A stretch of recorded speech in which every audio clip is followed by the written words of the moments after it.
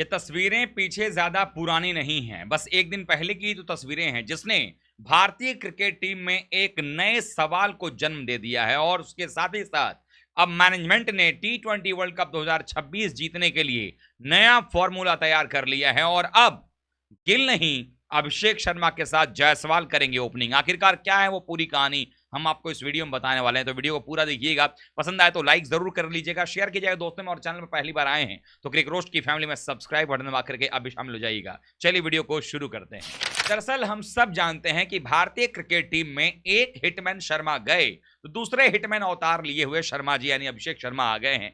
हम सबके चहेते जिस तरीके से इन्होंने पहले मैच में खराब खेला, हम सब ने आलोचनाएं भी की, लेकिन आलोचना इसीलिए हुई क्योंकि अभिषेक शर्मा के अंदर जितना टैलेंट है उसको जाया नहीं होने देना चाहिए, वो भी खास करके जिम्बाब्वे जैसी ऑर्डिनरी टीम के खिलाफ में। लेकिन दूसरे ही मुकाबले में पहले 27 गेंदों में यानी पहले 23 गेंदों में 27 रन बनाने वाले अभिषेक शर्मा ने अगले 23 गेंदों के अंदर में जिस तरीके से 73 रन मारे और जिस तरीके से धुनाई उन्होंने करके दिखाई, उसने ये बात साबित कर दिया कि अभिषेक शर्मा को जिस चीज के लिए हम जानते हैं वो जरूर करते नजर आएंगे। लेकिन क्या हो कि अगर अभिषेक शर्मा के साथ पावर प्ले के अंदर में या पहले 10 ओवर के अंदर में एक ऐसा साथी मिल जाए जो वाकई में उन्हीं की तरह रफ्तार के साथ बल्लेबाजी करता हो, सामने दुश्मन गेंदबाजों के ऊपर हमला बोलता हो, तो सोचिए भारतीय क्रिकेट टीम की जो शुरुआत है वो कितनी दमदार होगी। क्या ये शुरुआत सनराइजर्स हैदराबाद के लिए अभिषेक शर्मा और ट्रेविस हेड जिस तरीके से दिला रहे थे, क्या ये शुरुआत जिस तरीके से दो बाएं हाथ के और जोड़ी बल्लेबाज ओपनिंग में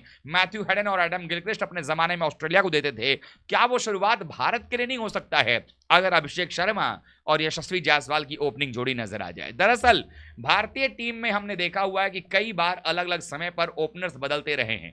हालांकि 2024 के टी20 वर्ल्ड कप में रोहित शर्मा के साथ में विराट कोहली ओपनिंग करते नजर आए, जायसवाल को एक भी मैच खेलने का मौका नहीं मिला, यहां तक कि वो वार्म अप भी नहीं खेलते नजर आए।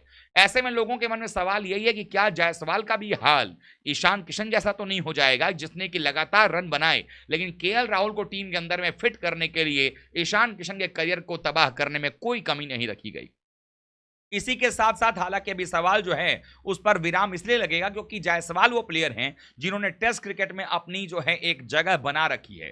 टेस्ट क्रिकेट में उनकी जो जगह है उसको कोई खतरा नहीं है। बतौर सलामी बल्लेबाज जायसवाल ने जबरदस्त परफॉर्मेंस किया टेस्ट क्रिकेट में, चाहे वो आप वेस्ट इंडीज की बात कर लें, चाहे आप घर की बात कर लें, हर जगह पर रन बनाए। अगली चुनौती उनको ऑस्ट्रेलिया में जरूर आएगी, लेकिन अभी के हिसाब से उनकी जगह को कोई खतरा नहीं है। आने वाले समय में जायसवाल रोहित शर्मा के रिटायरमेंट के बाद या जब भी मौका मिलेगा ओडीआई में ही बतौर सलामी बल्लेबाज अपनी जगह को पक्की करते नजर आएंगे। लेकिन टी20 क्रिकेट में जब तक जायसवाल ने खेला है, जो अब तक परफॉर्मेंस उन्होंने किया है, वो भी ये बता रहा है कि जायसवाल की टीम इंडिया में जगह पक्की तौर पर बनती है। लेकिन सवाल ये बनता है कि ईशान किशन के बाहर जाने से, केएल राहुल को अब टीम में ना लेने की वजह से अब आपके पास कुछ बल्लेबाज ऐसे हैं जिनको कि आप टी20 में सेट करना चाहते हैं। अमूमन ऋतुराज गायकवाड़ जिनको कि नंबर 3 पर भूमिका दी गई है टी20 क्रिकेट के अंदर में, लेकिन क्या ऋतुराज गायकवाड़ और गिल में अगर देखा जाए तो इनमें कौन ज्यादा डिजर्विंग लगता है नंबर 3 के लिए, ये सवाल है। क्योंकि अगर ओपनिंग की बात करें तो बतौर सलामी बल्लेबाज शुभमन गिल का जो परफॉर्मेंस है वो उस तरीके का नजर नहीं आता है जो एक ओपनर बल्लेबाज का होना चाहिए। दो कंडीशन होती हैं गिल के साथ में, या तो वो तेज खेलने जाते हैं, स्ट्राइक रेट बेहतर करने जाते हैं तो अपना विकेट फेंक करके आ जाते हैं, और अगर धीमा खेलने जाते हैं तो दूसरे बल्लेबाज पर दबाव बढ़ता है, पावर प्ले का सही यूटिलाइजेशन नहीं हो पाता है और दिक्कतें बढ़ जाती हैं। ऐसे में मेरी नजर में अगर गिल की कोई जगह अगर नंबर 3 पर बन जाए तो उससे बेहतर कुछ और नहीं हो सकता। अगर टीम में रखना ही है गिल को तो नंबर 3 की जगह बनती है। हालांकि ये सरदर्द गौतम गंभीर का या जो अगले कोच होंगे आने वाले समय में मैनेजमेंट के ऊपर में होगा कि नंबर 3 पर गिल खेलेंगे या ऋषभ पंत जो कि वर्ल्ड कप में नंबर 3 पर खेल रहे थे वो खेलेंगे। लेकिन जहां तक बात है ओपनिंग की, तो मेरे लिहाज से ओपनिंग की जो बात है और जो मैनेजमेंट को भी लगता है वो यही है कि जायसवाल और अभिषेक शर्मा की ही ओपनिंग जोड़ी आपको आने वाले समय में नजर आ सकती है। हालांकि टी20 क्रिकेट में गिल ही ओपनिंग करना चाहते हैं, चूंकि आईपीएल में भी ओपनिंग करते हैं और टी20 क्रिकेट में भी वो अंतरराष्ट्रीय स्तर पर ओपनिंग करना चाहते हैं। लेकिन अगर आपका परफॉर्मेंस ही अच्छा नहीं होगा गिल साहब, तो हम आपको बतौर ओपनर कैसे स्वीकार करेंगे। हमें नहीं चाहिए एक और केएल राहुल बतौर सलामी बल्लेबाज। ऐसे में कहीं ना कहीं भारतीय टीम को सोचना पड़ेगा कि क्यों ना, जब हैदराबाद के लिए दो बाएं हाथ के ओपनर बल्लेबाजी कर सकते हैं ट्रेविस हेड और अभिषेक शर्मा, जब ऑस्ट्रेलिया के लिए एक जमाने में मैथ्यू हेडन और एडम गिलक्रिस्ट दोनों बाएं हाथ के बल्लेबाज ओपनिंग कर सकते थे, जब राइट हैंडर दो ओपनिंग कर सकते हैं, तो दो लेफ्ट हैंडर भारत के लिए ओपनिंग क्यों नहीं कर सकते हैं? दो ऐसे युवा बल्लेबाज जिनके पास सूझबूझ है। अभिषेक जहां स्पिन को बड़ा अच्छा खेलते हैं, पेस को भी खेल लेते हैं, वहीं जायसवाल को देखें तो दोनों तरीके से बराबर खेलते हैं। पेस को भी बहुत शानदार खेलते हैं, स्पिन को भी शानदार खेलते हैं। और अगर स्पिनर्स की बात करें या पेस को खेलने की क्षमता की बात करें जायसवाल की, तो उन्होंने टेस्ट क्रिकेट में बतौर सवाई बल्लेबाज खेल करके ये बात साबित कर दिया है कि किसी भी प्रकार के पिच पर, किसी कंडीशन में और कोई भी बॉलर सामने हो, चाहे वो पेस बॉलर हो, राइट आर्म, या लेफ्ट आर्म, या कोई स्पिन बॉलर हो, राइट आर्म, लेफ्ट आर्म, कोई फर्क उनको नहीं पड़ता है। तो ऐसे में ये दोनों खिलाड़ी, अब जरा आते हैं इस बात पर, बहुत सारे लोग आंकड़े पर सवाल करेंगे। अब मैं बात करता हूं अभिषेक शर्मा का, तो करियर अभी भी शुरू हुआ है। 2 टी20 मुकाबले उन्होंने खेले हैं, पहले में 0 पर आउट हो गए थे, दूसरे में 100 बनाया, 47 गेंद में 50 का औसत हो गया। लेकिन स्ट्राइक रेट मैटर करता है, 196 का स्ट्राइक रेट उनका है। और कुल मिलाकर के देखा जाए तो 7 चौके और 8 छक्के लगा चुके हैं अंतरराष्ट्रीय करियर की, अगर मैं बात करूं उनकी। तो अब हम आ जाते हैं इस बात पर कि भाई अब आगे क्या है। जबकि अगर देखा जाए टी20 वैसे जो उन्होंने खेले 106 खेले हैं, जहां पर 2771 रन है। ये अभिषेक शर्मा के आंकड़े बता रहा हूं मैं। 30 के आसपास का औसत है और स्ट्राइक रेट 155 का है। ये 106 मैच की 104 पारियों का आंकड़ा है। अब आप कहेंगे जरा जायसवाल का हम देख लेते हैं। अब जायसवाल की बात कर लेते हैं। जायसवाल ने जो अभी तक कुल मिलाकर 17 टी20 अंतरराष्ट्रीय मैच के 16 पारियां खेली हैं, उसमें 502 रन उनके नाम हैं, 100 हाईएस्ट स्कोर है, 33 का औसत है और स्ट्राइक रेट 162 का है। यानी कि एक सैंपल साइज जो है वो बड़ा है और उसके बाद स्ट्राइक रेट 162 का, that will be a fantastic, आप कह सकते हैं कि ये आंकड़ा है उनका।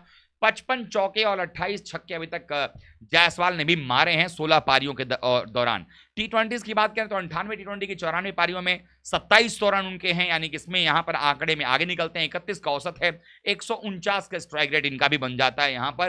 तो ये जायसवाल के करियर हैं। लेकिन अगर मैं गिल की बात करता हूं कि गिल क्या कर रहे हैं, तो गिल जो कि ओपनिंग की दावेदारी बना रहे हैं, उनके टी20 ने उन्होंने 16 पारियां खेली हैं, 368 रन हैं और 126 नॉट आउट हाईएस्ट स्कोर है और 24 का औसत है, स्ट्राइक रेट 141 का। यानी इस मोर्चे पर ये दोनों ही बल्लेबाजों से, अभिषेक शर्मा से भी और जायसवाल दोनों से ही नीचे आ जाते हैं, स्ट्राइक रेट के मामले में भी, एवरेज के मामले में भी। और अगर आप आंकड़ा देखेंगे तो 368 में से अगर 126 आप माइनस कर देते हैं तो इनके जो आंकड़े हैं वो बिल्कुल गिर करके 242 पर आ जाते हैं। यानी कि बाकी के 15 पारियों में सिर्फ 242 रन, जो कि बेहद ही खराब परफॉर्मेंस का कहा जाएगा। तो ऐसे में क्या आपको लगता है कि यशस्वी जायसवाल और अभिषेक शर्मा से ओपनिंग ना करा करके अभिषेक शर्मा और यहां पर गिल के साथ ओपनिंग करवाया जाए, ये कहां तक जायज होगा? तो मेरी नजर में तो अभिषेक शर्मा और यशस्वी जायसवाल से ओपनिंग करवाने का मौका आ गया है और मैनेजमेंट भी कहीं ना कहीं उस तरफ जो है बढ़ती नजर आ रही है कि आने वाले समय में आपको मैनेजमेंट जो है वो दिखाई देगा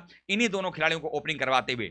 तीसरे टी20 मुकाबले में आपको पता चलेगा कि जायसवाल को टीम में रखा जाता है या नहीं रखा जाता है, क्योंकि कप्तान गिल ही हैं। तो ऐसे में सवाल ये उठता है कि 10 तारीख वाले मैच में, जो कि तीसरा टी20 मैच होगा जिम्बाब्वे के खिलाफ में, उसमें क्या जायसवाल को मौका मिलेगा या वो बेंच पर बैठे नजर आएंगे? मेरी नजर में तो खैर उनको मौका मिलना चाहिए और बतौर सलामी बल्लेबाज ही मौका मिलना चाहिए और गिल को नंबर 3 पर अपने आप को लेकर के आना चाहिए ताकि भारतीय टीम आगे के बारे में सोच सके। क्योंकि आने वाले समय में संजू सैमसन भी टीम के अंदर में आएंगे, सूर्य कुमार यादव नंबर 4 पर होंगे, रिंकू सिंह भी खेलेंगे। तो जरूरत यही है कि आपके पास टॉप ऑर्डर में फायरी ओपनर्स हों जो कि पहले 6 ओवर का पूरा फायदा उठाएं और इन दोनों में से कोई एक खिलाड़ी अगर बचता है तो अगले 4-5 ओवर 10-12 ओवर तक पारी को लेकर के जाए और जबरदस्त रन बनाए। आप क्या सोचते हैं कमेंट करके बताइएगा। वीडियो को लाइक कीजिएगा, शेयर कीजिएगा और चैनल पर अगर आप पहली बार आए हैं तो क्रिक रोस्ट की फैमिली में सब्सक्राइब बटन दबा करके अभी शामिल हो जाइएगा। मिलते हैं किसी और वीडियो के साथ, तब तक के लिए आप सभी का बहुत बहुत धन्यवाद। थैंक यू सो मच दोस्तों।